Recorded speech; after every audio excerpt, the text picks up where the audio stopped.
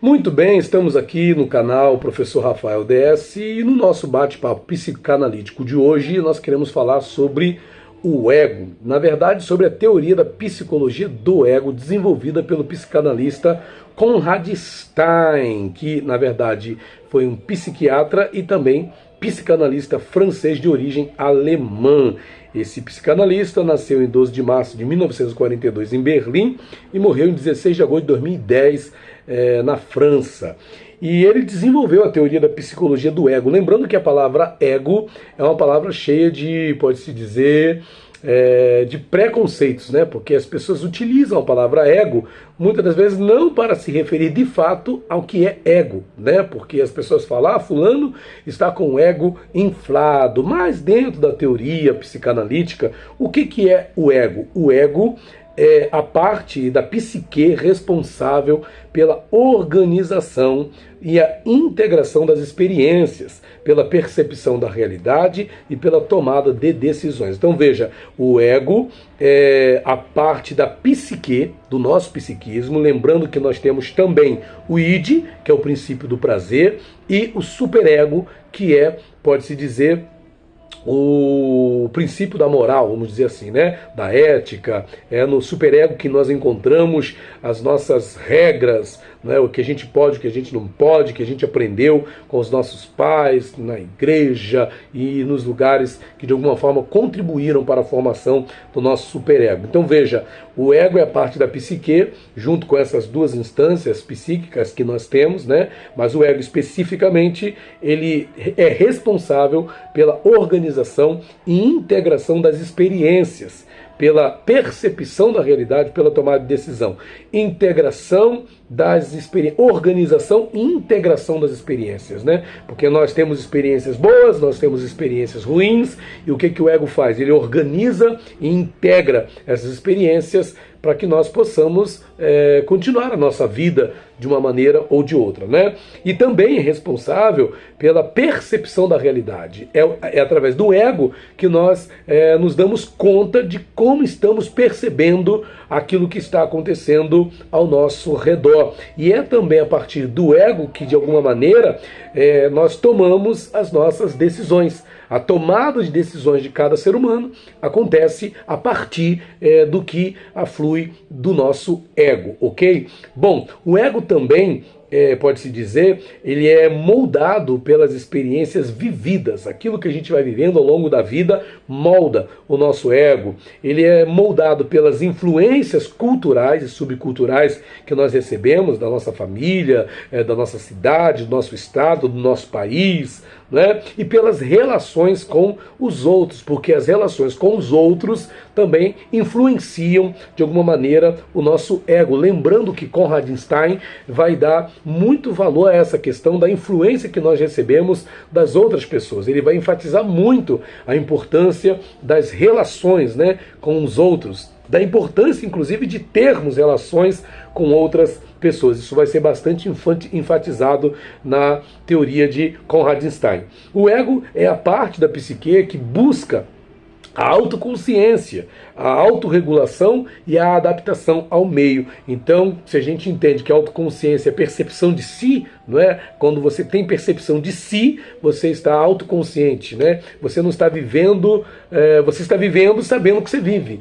Você não está desligado do mundo, você não está no piloto automático, né? Então o ego, ele é responsável pelo quê? Por essa autoconsciência. Não é? Ele também é a parte que nos autorregula, ou é a parte responsável pelo nosso autocontrole, por assim dizer, né? E pela adaptação ao meio. A maneira como vamos nos adaptar ao meio, ou se não vamos nos adaptar ao meio onde estamos, ou onde somos inseridos, vai ser determinada a partir das determinações do ego. O ego desempenha um papel fundamental na manutenção da identidade e da integridade do indivíduo. E aqui tem algo muito interessante quando fala da manutenção da identidade, porque não é raro vermos pessoas em crise de identidade. Até poderíamos dizer que a pessoa está em crise de ego, porque a pessoa ela não está satisfeita com o que ela é, o que ela é não é de fato o que ela é, não é de alguma maneira ela é, não o que ela é, mas o que alguém quer que ela seja. Então essa pessoa vive em crise no seu ego, né, em crise de identidade. E o ego é um papel, ele exerce, ele desempenha um papel fundamental na manutenção da sua identidade e também da integridade do indivíduo. O ego, que muitas das vezes nos dá comandos, vamos assim dizer, né, e nos causa a percepção de que nós temos que nos posicionar, né? O ego está ali para dizer: ei, você existe, ei, você não pode deixar que faça isso com você, ei, vamos lá, se posiciona, né? O ego, ele está ali para isso, ele existe para isso, né? Ele tem essa responsabilidade, ele age como um mediador entre as pulsões instintivas do id, como eu já falei, né, e as exigências do superego. Então veja que ele está aí no meio, né? Tem o id, que tem ali suas tendências instintivas, suas pulsões instintivas, seja pulsão de morte, seja pulsão de vida, né? Tá ali no id. E tem as exigências do superego, que de alguma forma atua reprimindo ali, vamos dizer assim, né? Ditando as regras, os códigos de ética e moral que você foi assimilando e internalizando desde os primeiros anos de vida. Tudo isso está retido no superego. E o que o ego faz aí entre as pulsões instintivas do id e as exigências do superego? O que o ego faz? Ele busca um equilíbrio entre as necessidades do indivíduo e as regras sociais. Então, existem as necessidades do indivíduo, que são de alguma forma,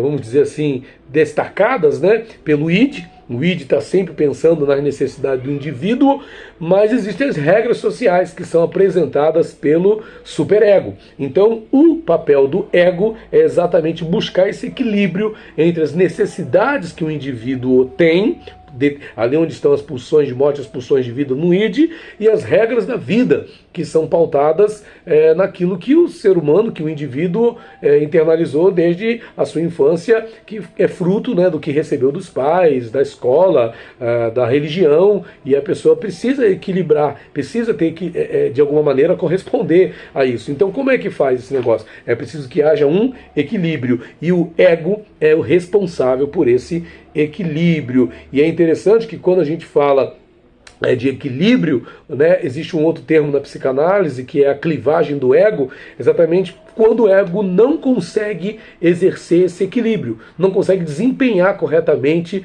esse equilíbrio. E pode acontecer do ego não estar conseguindo exercer esse papel, ok? Então não está acontecendo equilíbrio entre as necessidades do indivíduo e as regras sociais. Isso faz com que o indivíduo, ora, fique bastante disposto para satisfação e suprimento das suas necessidades individuais, sem se preocupar com nada, ou faz com que o indivíduo viva muito vinculado, muito ligado, preso, né, e retido pelas regras sociais. Então ele acaba não vivendo, né, ele fica preocupado com o que ele não pode, com o que o pai, com o que a mãe ensinou que ele não pode fazer, com o que a religião diz que é proibido, e ele acaba não vivendo de fato uma vida sadia, uma vida saudável, conforme ele tem a necessidade de viver, né? Então o id está aí para fazer esse equilíbrio. Bom, as funções do ego também são a percepção, a memória, o pensamento, a linguagem e o controle emocional. O ego é responsável por processar as informações do mundo externo, que é a percepção. O ego, com base na maneira como nós percebemos o que está acontecendo ao nosso redor, ele processa essas informações, ok? Aquilo que ele recebe do mundo interno então processado pelo ego. O ego também tem a função de organizar lembranças. Ele é responsável por organizar as lembranças da nossa memória, de formular pensamentos, uma vez que os pensamentos são tão fundamentais naquilo que nós seremos, naquilo que nós fazemos na vida. Eles determinam como a gente vai ser, né? Os pensamentos têm esse poder. E o ego também é responsável por comunicar-se com os outros, né, por provocar vínculos de relacionamento, vínculos relacionais. E principalmente o ego também é responsável de regular as emoções. Num tempo em que tanto se fala de inteligência emocional, olha a importância do ego. Por isso que você tem que ter um ego sadio, ok? O seu ego tem que ser sadio. Por isso você precisa de... Se você tem percebido que o seu ego não está legal, procure ajuda, viu? Porque é a partir do ego que as suas emoções são reguladas. E Einstein, olha só que legal, ele enfatiza a importância de desenvolver, dado toda a importância que o ego tem, o que é importante? É importante desenvolver, segundo Einstein, um ego forte e flexível, capaz de lidar com os desafios da vida. E veja só, gente, a importância disso, a importância de desenvolver um ego forte e flexível, capaz de lidar com os desafios da vida. E onde é que você vai conseguir desenvolver um ego forte e flexível? Na terapia. É por isso que é importante você ter o seu psicanalista, por isso que é importante você ter um acompanhamento psicológico, para que você possa ter essa força que é o ego em perfeito equilíbrio, cumprindo as suas funções, porque isso vai ser fundamental para a sua qualidade de vida, ok? Então é necessário que você desenvolva, já que as crianças desenvolvam, que os adolescentes desenvolvam, que os adultos desenvolvam um ego forte e flexível. Forte e flexível. Um ego forte e flexível é maturidade, gente. Ok? Isso aqui é maturidade. A pessoa que tem um ego forte e flexível é uma pessoa madura, né? E essa pessoa, dessa forma, ela é capaz de lidar com os desafios da vida. E o que é que nós queremos? Se não sermos pessoas plenamente capazes de lidar com os desafios da vida, uma vez que o que não falta na vida é desafio. Então que você procure aí um especialista, ok? Para que você possa também desenvolver essa parte tão fundamental da sua psique, tão enfatizada aí nas teorias de Conrad Einstein, esse importante psicanalista que deu ênfase, né, à psicologia do ego, ok? Que você possa ter aprendido aí no nosso canal, que você se inscreva se você não é inscrito, que você curta esse vídeo e compartilhe. Até o próximo vídeo. Valeu, tchau, tchau. Fui!